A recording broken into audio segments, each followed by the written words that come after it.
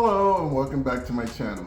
In this video, we'll be discussing tips for the removal and replacement of the intake air temperature sensor as well as the air filter. If you find my tips to be helpful, please like, subscribe, and comment. Now let's get started. The intake air temperature sensor is located in the center of your screen near the tip of my red pointer. Some of the symptoms associated with a faulty or dirty sensor include poor fuel economy, rough idle, poor emissions, stalling, and a check engine light with trouble codes P0112 and P0113. So you might ask, what does this part do? Well, it reports the temperature data to the electronic control unit so that the engine can adjust the fuel mixture accordingly. Some of the supplies we'll need for this task include an air filter if needed, a cross-tip screwdriver, mass airflow sensor spray, and an air intake temperature sensor if needed. Please see other items in the description below. So as I mentioned earlier, there's two reasons you're going to have a fault for this particular sensor. One is that the sensor itself is no longer working. The other condition is that the sensor may be dirty. However, before you do a deep dive or remove the sensor, what you should always do is check the condition of the engine air filter first. Because if the air filter is clogged, this sensor will not function properly. So let's go ahead and move over to the air filter. The air filter is located inside this air filter housing and is sealed by 5 cross-tip screws. Okay? 1, 2, 3, 4, 5. All right, so I've already taken those screws out. They're pretty easy to take out. The next thing we're going to do is loosen this clamp right here. Okay? It's already loosened. You want to loosen this up until the clamp, you can no longer see that little piece of metal right there. Don't go any further than that. So the back of the housing has holes and there's tabs along here, right? And so there's holes and the tabs slide into these openings, okay? So you can't lift it from the back, you might break it. And this is, honestly, it's a little bit brittle, and that's why I'm starting off by telling you about that first. Be very gentle with this plastic housing. So what you want to do is just lift up on this corner right here, and then carefully, so I'm lifting and pulling forward at the same time. Lifting, pulling forward, just like that. Now this is loose, and so I'm going to tilt it up and then just spin this in place. I'm not going to take it out. Just like that.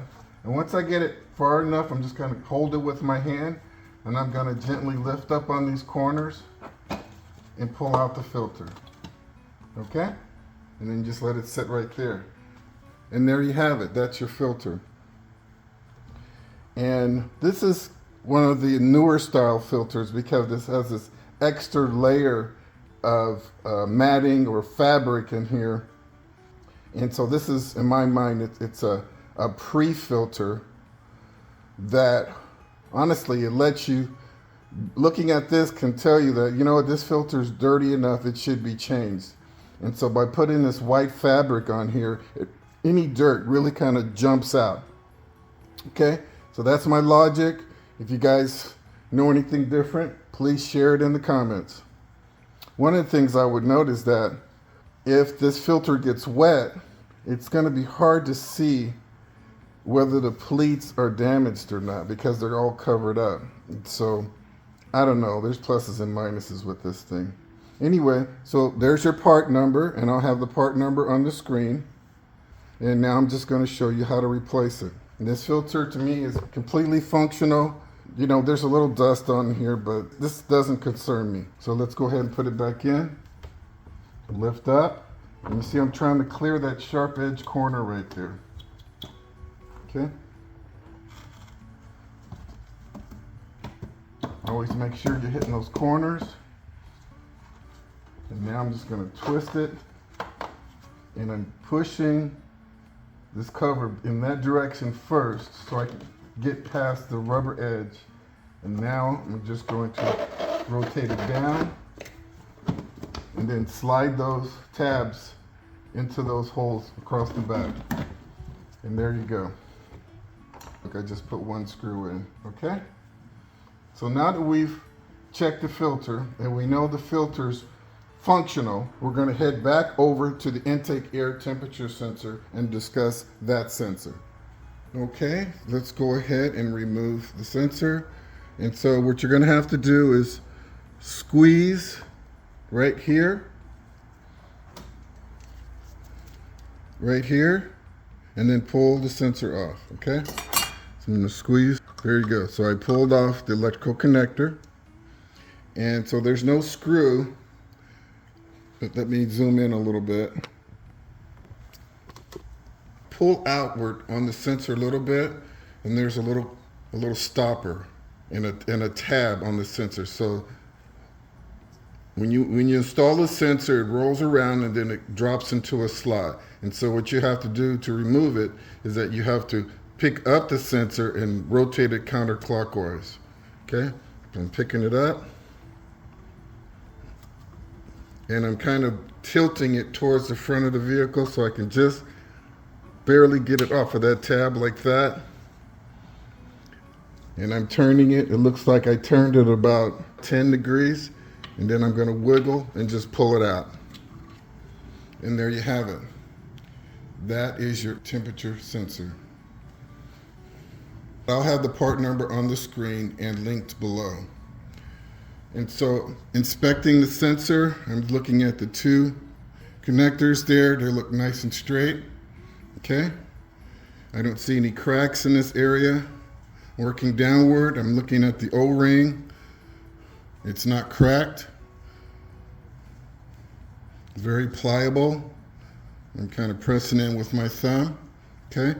This shaft here is not damaged. And then you see at the very bottom, there's a blue sensor. And that looks great. Looks very clean and no issues. Okay. If you took this out and there was noticeable oil on here, or that blue tip was very dirty, what you should do before replacing the sensor is attempt to clean the sensor. Okay, because remember, you could have a dirty air filter. So hypothetically, let's say this is very dirty. What you should always attempt to do before replacing the sensor is come in with your mass airflow sensor cleaner. Okay? And you're just going to spray it. Okay, you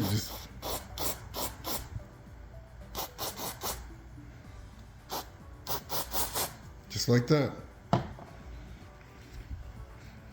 Under no circumstances should you stick a brush in there, pipe cleaner, nothing, toothbrush, nothing at all should touch that sensor.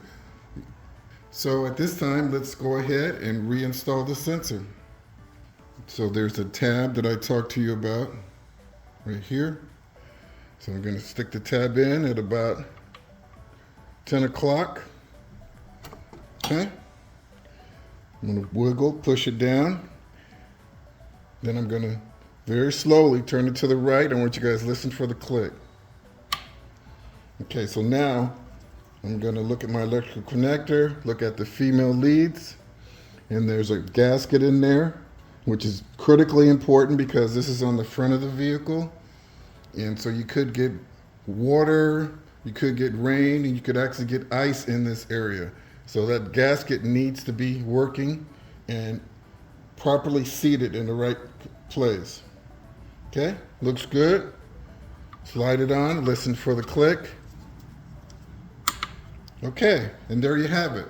Well, folks, that wraps up this video on the air temperature sensor and the engine air filter on this 2025 Jeep Compass.